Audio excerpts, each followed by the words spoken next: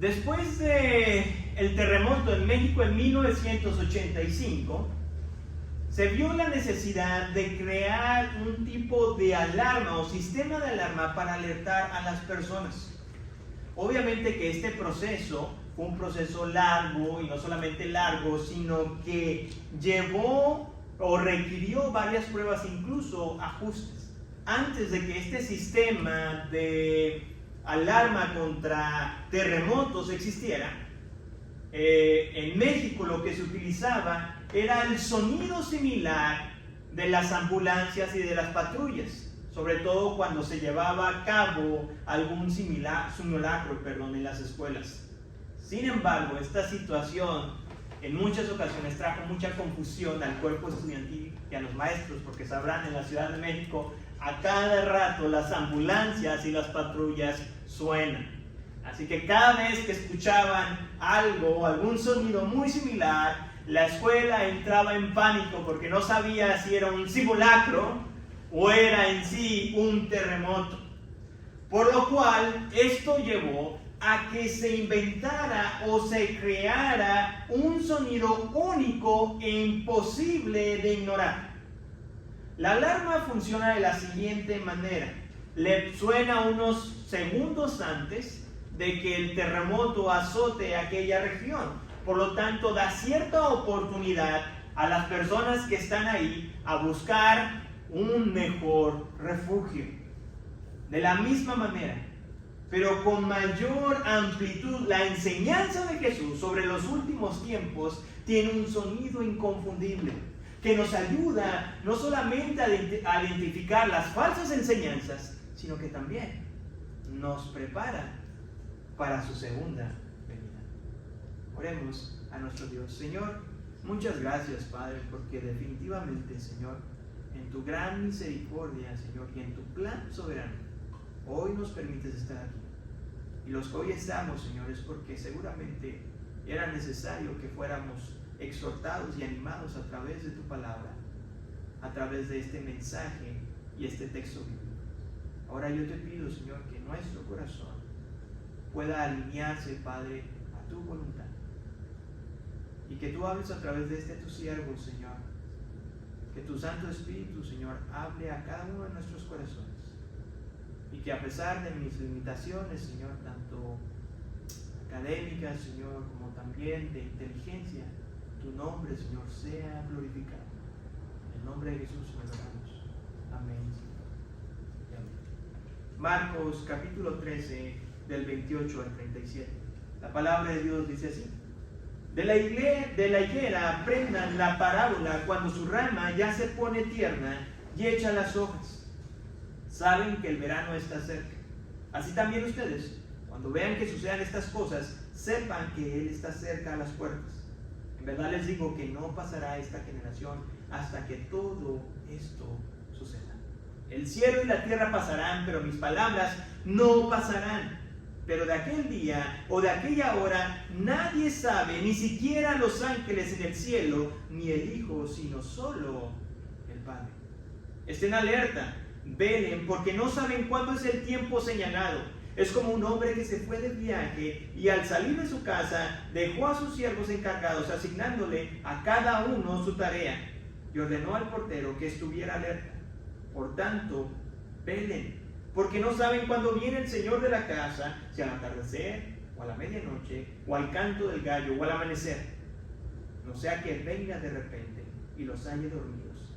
Y lo que a ustedes digo, a todos digo, ven. Estamos en la última sección del discurso de nuestro Señor Jesucristo sobre las últimas señales. Sin caer en ninguna especulación, les voy a pedir que hagamos un ejercicio y hagamos las siguientes dos preguntas. Y la primera es: ¿qué estaría pasando en la mente de los discípulos cuando ellos escucharon todas estas situaciones que iban a acontecer en el futuro? ¿Cómo estaría su corazón? Y simplemente para repasar de una manera muy corta, Jesús les habló que iba a haber una gran persecución en contra de todos aquellos quienes pusieran su fe y confianza en Jesús. Y esta persecución iba a ser como ninguna otra. También habló de desastres naturales. Habló que se iban a levantar falsos cristos y falsos profetas con el propósito de engañar a la gente. Pero esto me lleva a la segunda pregunta. Y esta quizás es incluso un poco más personal.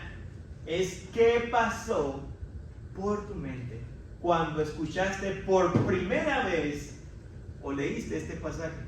¿Te acuerdas? Quizás hace ya muchos años. Pero trata de recordar cómo te sentiste cuando supiste que todo esto va a acontecer en un futuro cercano.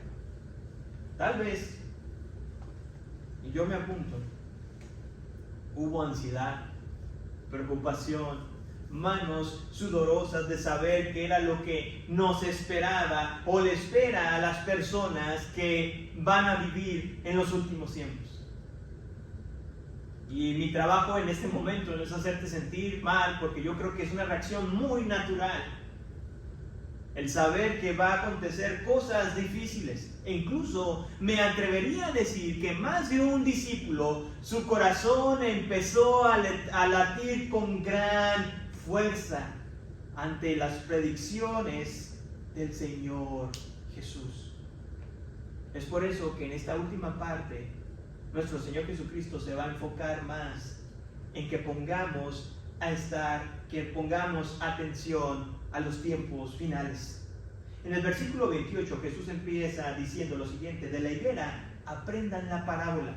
Cuando su rama ya se pone tierna y echa las hojas, saben que el verano está cerca. Resulta que en Palestina había diferentes árboles y uno de ellos era el árbol, el almendro. El almendro, por si ustedes no sabían, yo aprendí esto nuevo, era el que da las almendras. Nunca me había preguntado de dónde salían, simplemente yo iba y las compraba. Pero este árbol florece temprano y usualmente antes del invierno. Otros árboles en Palestina, tales como los olivos y los robles, no pierden sus hojas durante el invierno. De tal forma que esta clase de árboles no ayuda en lo absoluto para saber que va a haber un cambio de estación. Sin embargo, la higuera pierde todas sus hojas en el invierno. Y hasta finales de la primavera, sus ramas empiezan a crecer y se empieza a ver esos pequeños brotes de lo que va a ser en un futuro hojas. Aquellos quienes son buenos observadores definitivamente van a saber deducir que el invierno ha terminado y que el verano se aproxima muy pronto.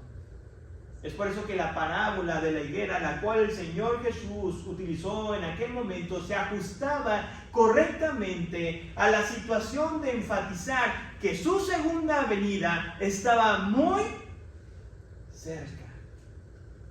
En el mundo evangélico se ha sugerido que el versículo 29, el cual acabo de leer, tiene un doble cumplimiento. Y esto se debe que en el versículo, o a principios del versículo, dice así: así también ustedes, cuando vean que sucedan estas cosas, sepan que Él está cerca. Pero ¿a cuáles cosas Jesús se estaba refiriendo? Bueno, Jesús se estaba refiriendo al levantamiento de los falsos cristos y los falsos profetas, las guerras y los rumores de guerras, los terremotos y las hambrunas, la gran persecución que va a existir contra los cristianos y el sacrilegio o la gran desolación del templo. Pero aún así seguimos sin contestar la pregunta de qué tiene o por qué se le conoce a este versículo como un versículo de doble cumplimiento. Bueno, resulta que algunos de los creyentes y discípulos de la generación de Jesús o contemporáneos de Jesús experimentaron ciertas cosas de las cuales Jesús profetizó. Sobre todo en los versículos 5 hasta el 23, de los cuales anteriormente ya hemos estado predicando. Esta generación en la cual Jesús vivió experimentó la persecución de su fe. Fueron testigos oculares de la destrucción del templo de Jerusalén, la cual ocurrió en el año 70 después de Cristo. También vieron cómo diferentes falsos cristos y falsos profetas se levantaron con el fin de engañar a los más débiles en la fe. Sin embargo, quiero señalar que este primer cumplimiento en la generación de Jesús no se compara con los grandes desafíos que le espera a aquellas personas que vayan a estar viviendo en los tiempos finales. Y esta idea de este doble cumplimiento se reafirma en la primera frase del versículo 29. Dice, así también ustedes. Resulta que el pronombre personal ustedes en el griego original tiene un fuerte énfasis, donde Jesús no solamente se estaba enfocando en los discípulos del primer siglo, sino que también estaba advirtiendo a los discípulos que en algún momento les iba a tocar vivir finalmente estas cosas. Dice así, cuando vean que sucedan estas cosas, sepan que Él está cerca a las puertas. Definitivamente, algunos apóstoles y muchos discípulos de Jesús presenciaron la destrucción del templo, fueron perseguidos por su fe violentamente, pero aún así, la segunda venida del Señor Jesucristo no ocurrió. Es por eso que en el versículo 30 Jesús continúa diciendo, en verdad les digo que no pasará esta generación hasta que todo esto suceda. Tenemos entonces que Jesús, a la generación a la cual Él se estaba refiriendo, no era la generación de Él, sino era la generación que finalmente va a experimentar la gran tribulación y que será testigo ocular de la segunda venida de nuestro Señor Jesucristo. Las declaraciones de Jesús en el versículo 31 resaltan dos cosas innegables. La primera es de que este mundo, como lo conocemos, es un mundo temporal. El mismo apóstol Pedro ahondó más en esta situación. En su segunda carta, capítulo 3, versículo 10, nos habla acerca de lo que va a pasar con lo que nosotros conocemos hoy como la tierra o el mundo en el que vivimos. Dice así, segunda de Pedro 3, 10. Pero el día del Señor vendrá como ladrón, en el cual los cielos pasarán con gran estruendo y los elementos serán destruidos con fuego intenso, y la tierra y las obras que hay en ella serán quemadas. La segunda realidad de este versículo 31 tiene que ver con que las enseñanzas de Jesús no cambian y trascienden en el tiempo.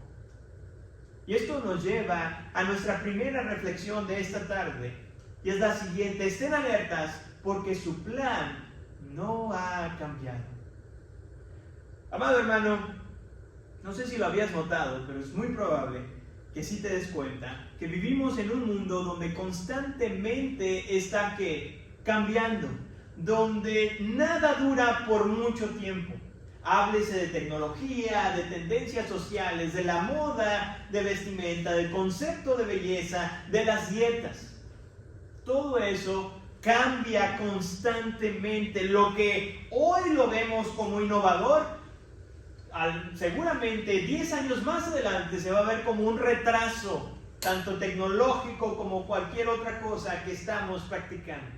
Incluso me atrevería a decir que las mismas ideologías y los sistemas políticos, aunque estos dos últimos no cambian tan rápido, al transcurrir el tiempo, podemos ver y observar que tienen grandes cambios significativos, porque nada en este mundo se queda estático. Por lo tanto, resulta difícil creer que realmente hay algo en este mundo que no cambia. Pero cuando tú y yo conocemos realmente a Jesús y sus enseñanzas, nos damos cuenta que Él es el único que, a pesar del tiempo, la cultura e incluso la aprobación general de la sociedad, sus palabras nunca cambian y no se modifican. Por eso mismo, todas las personas que son temerosas a Dios deben de tomar con la debida seriedad las palabras de Jesús sobre su segunda venida.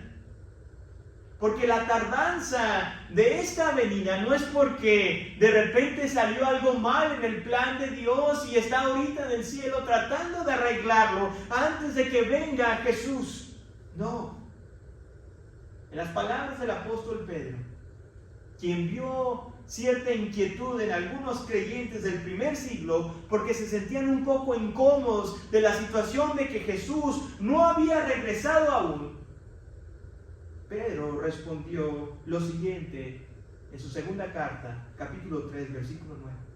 El Señor no se tarda en cumplir su promesa, según algunos entienden la tardanza, sino que es paciente para con ustedes, no queriendo que nadie perezca, sino que todos vengan al arrepentimiento. Si el Señor Jesús no ha venido por segunda vez, es porque aún hay más personas que Él desea que sean salvas. Tal vez esa persona sea tu esposo, sea tu esposa, sean tus hijos, tus padres, tus hermanos, algún amigo o persona a la cual le tengas en alta estima, y por eso aún el Señor no ha venido. Porque en su gran misericordia y en su gran deseo de que todos puedan llegar al arrepentimiento, Él anhela que esa persona también pueda conocerlo. Pero esto me lleva a preguntarte lo siguiente. Y es, ¿ya le has compartido de Jesús? ¿Ya le has compartido que Él viene y viene pronto? No viene como un siervo, sino como viene un rey conquistador. El versículo 32, el Señor Jesucristo empieza a dar una serie, o más bien una advertencia, a la cual va dirigida a dos audiencias totalmente diferentes. La primera audiencia son aquellos quienes neciamente se empeñan en señalar y en poner fechas de cuándo Jesús iba a venir. Y como consecuencia empiezan a perturbar a aquellos hermanos en la fe que son mucho más débiles. Déjame comentarte que ni siquiera el Nuevo Testamento se había terminado de escribir cuando en el año 52 después de Cristo, los creyentes de Tesalónica estaban perturbados porque algunas personas empezaban a enseñar que Jesús ya había venido. Entonces el apóstol Pablo tuvo que escribir la segunda carta de Tesalonicenses para tratar de aclarar esta situación y luchar en contra de estas falsas enseñanzas. Segunda de Tesalonicenses, capítulo 2, versículo del 1 al 3. Pero con respecto a la venida de nuestro Señor Jesucristo y a nuestra reunión con Él, les rogamos, hermanos, que no sean sacudidos fácilmente en su modo de pensar, ni se alarmen, ni por espíritu, ni por palabra, ni por carta, como si fuera de nosotros, en el sentido de que el día del Señor ha llegado. Que nadie los engañe de ninguna manera, porque no vendrá sin que primero venga la apostasía y sea revelado el hombre de pecado, el hijo de perdición. La segunda audiencia a la cual este versículo va dirigido es para aquellas personas que sienten este cosquilleo o deseo o tentados a saber más acerca de esta clase de falsas enseñanzas de la segunda venida del Señor Jesús.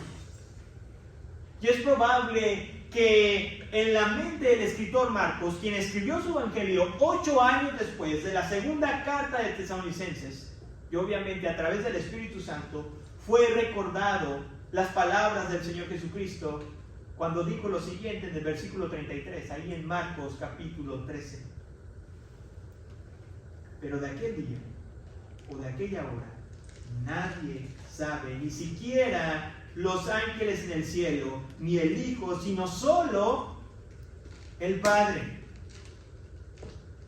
Permíteme decirte que en el versículo 33 ha existido ciertos debates en respecto a cómo era posible que Jesús, siendo Dios mismo, dijera que ni Él mismo sabía cuándo iba a ser su segunda venida.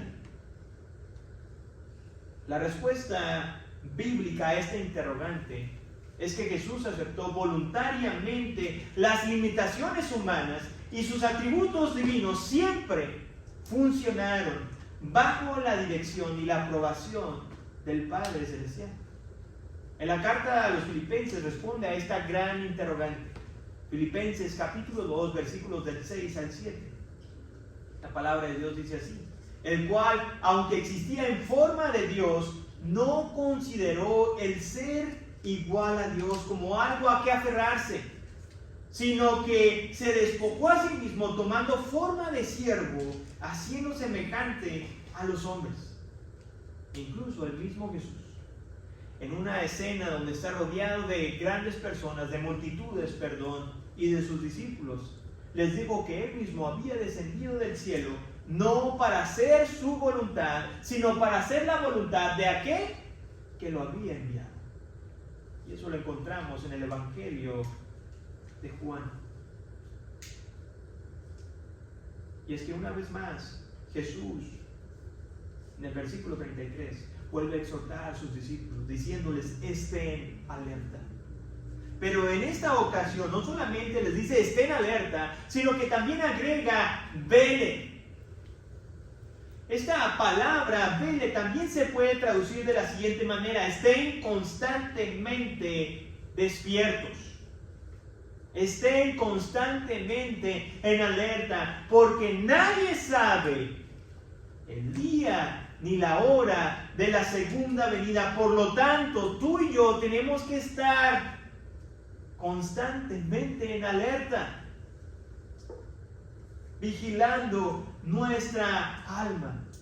Y esto nos lleva a nuestra segunda reflexión, que estén alerta porque desconocemos cuándo viene. Las palabras de Jesús en el versículo 32, esta frase tan sencilla, sino solo el Padre, se refería a que el Padre Celestial es el único que sabe cuándo va a ocurrir su segunda venida. Pero esta frase tan pequeña y tan sencilla de explicar pareciera que ha caído en muchos oídos sordos de muchas personas, porque neciamente han intentado de ponerle fecha, tiempo y lugar a la venida de Jesús y al fin del mundo. Algunos, incluso tontamente, han utilizado fórmulas de matemáticas para descifrar la segunda venida del Señor Jesús. Tal es el caso de un sacerdote romano que predijo la segunda venida de Jesús a través de las medidas de las dimensiones del arca. Esto fue en el año 500 después de Cristo. Otros creen que los desastres naturales que tienen coincidencias con numeraciones en la Biblia son el indicador correcto para finalmente predecir el fin del mundo.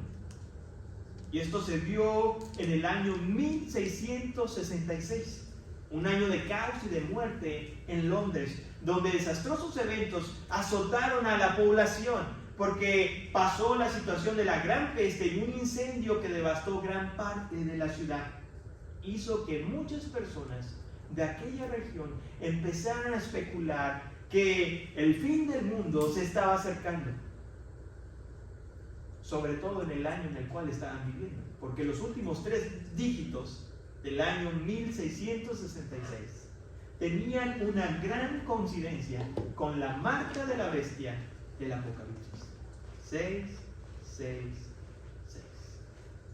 Unos más ponen su esperanza en aquellos que son videntes, aquellos quienes dicen que pueden ver el futuro. Y tal es el caso de una mujer llamada Baba Vanga. No sé si alguna vez la habías escuchado, pero esa mujer es una mujer, o era una mujer ciega, que según tuvo dones proféticos, y los cuales predijo conflictos para que el próximo año, en el 2025, va a haber una gran guerra en Europa, la cual va a erradicar o a eliminar a gran parte de la humanidad. Amado hermano, déjame decirte que cada una de estas predicciones son no más que pérdida de tiempo y necedad del hombre. Porque Jesús lo dejó muy claro en su palabra, que nadie, absolutamente nadie, ni los ángeles, ningún hombre aquí en la tierra, sabe de su segunda venida. Solamente el Padre Celestial. Y en vez de tratar de descifrar cuándo va a llegar, Jesús más bien nos exhortó a estar, ¿qué? A estar alertas, a estar atentos a sus palabras, porque solamente a través de la Escritura podemos realmente identificar los tiempos y señales de los últimos días.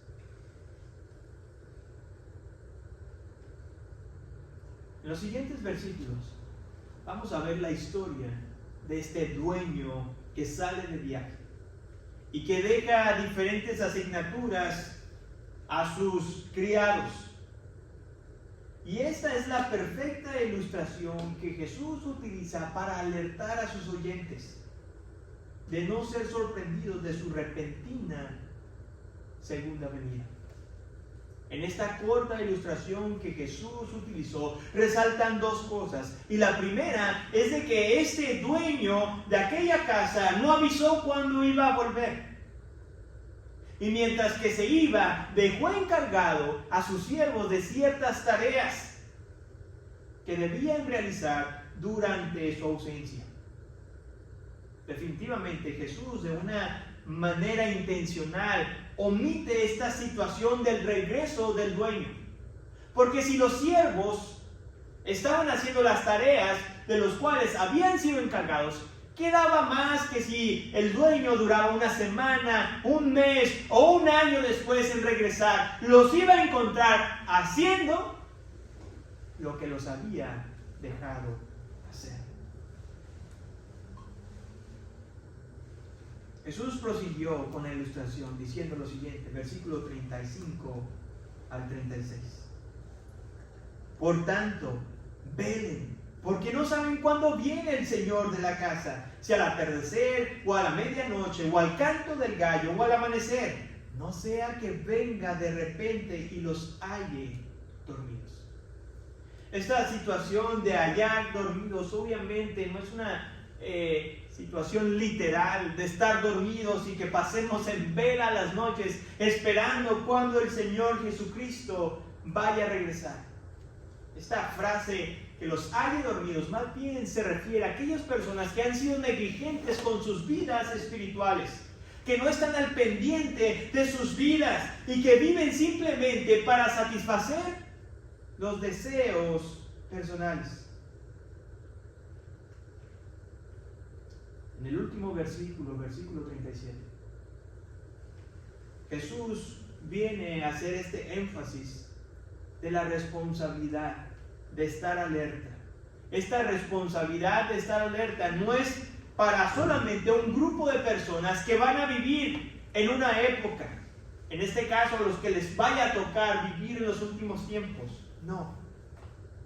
Cuando Jesús dijo, y lo que a ustedes digo, a todos digo, velen, es un llamado a cada generación a ser responsable de velar constantemente por sus almas.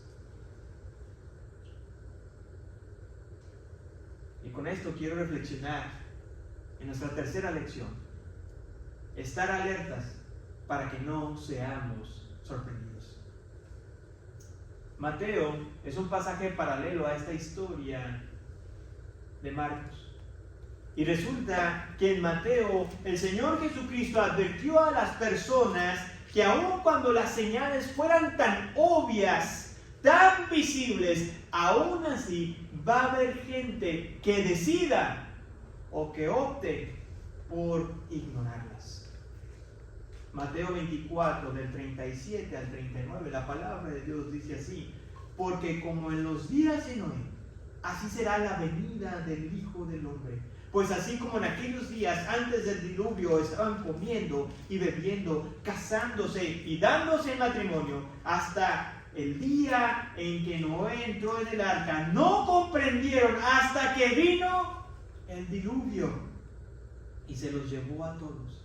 Así será la venida del Hijo del Hombre. Las palabras de Jesús deben de hacer meditarnos profundamente, porque aquello que es obvio y evidente en los últimos días no lo va a ser. La gente lo va a ignorar.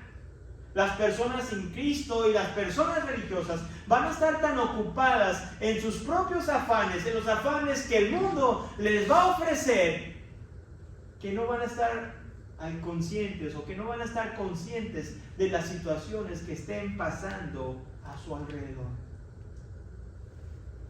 Porque habrá y siempre hay personas que están más concentradas en comprar la casa de sus sueños o en obtener obtener ese ascenso en su trabajo que tanto desean, o gastar todas sus energías en simplemente construir esa apariencia de personas buenas y bondadosas. Algunos van a prestar toda su atención en las relaciones personales, en cómo poder mantener a mi familia unida, en cómo poder casarme con la pareja perfecta. Y aunque algunas de estas cosas no son malas en sí, el problema es cuando finalmente terminan por distraernos y bajamos la guardia, porque estamos tan enfocados en ellas que no nos damos cuenta de lo que está pasando alrededor. Y es bueno preguntarnos lo siguiente: ¿cómo puedo entonces estar en constante alerta para no ser sorprendido? Y la respuesta creo que es muy sencilla: es buscar a Dios continuamente todos los días. Pero no como aquellos que pretenden o tienden a encajonar a Dios un día en la semana para no volverlo a ver la próxima semana. Porque se convierten en aquellas personas, aún por más difícil que sea creerlo, pero se convierten como aquellos quienes deciden creer que tan solo comer una vez en la semana es más que suficiente para poder vivir. De la misma manera, eso aplica a nuestra vida espiritual. Y sé que en el ámbito físico suena loco y descabellado que alguien lo crea. Pues debería ser de la misma manera loco y descabellado que alguien lo haga y lo practique y lo crea en el ámbito espiritual, de simplemente abrir nuestras Biblias una vez a la semana, o simplemente abrirlas cuando venimos a la iglesia y no volverla a abrir hasta el próximo domingo. Permíteme decirte lo siguiente: mucha gente no es engañada por las mentiras de aquel excelente orador, de aquella persona que estuvo pensando y maniobrando la manera en cómo iba a presentar su falsa enseñanza. Muchas personas son engañadas porque desconocen lo que la Escritura dice al respecto de esa enseñanza.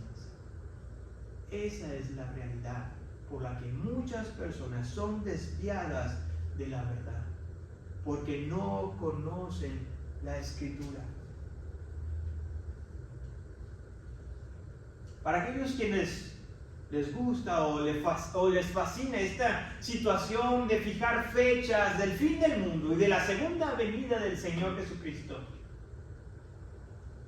permíteme serte sincero, y no es porque dentro de su corazón quieran estar listos para recibir al Rey como se debe de recibir, sino más bien tratan de enderezar esos escasos segundos o momentos de vida.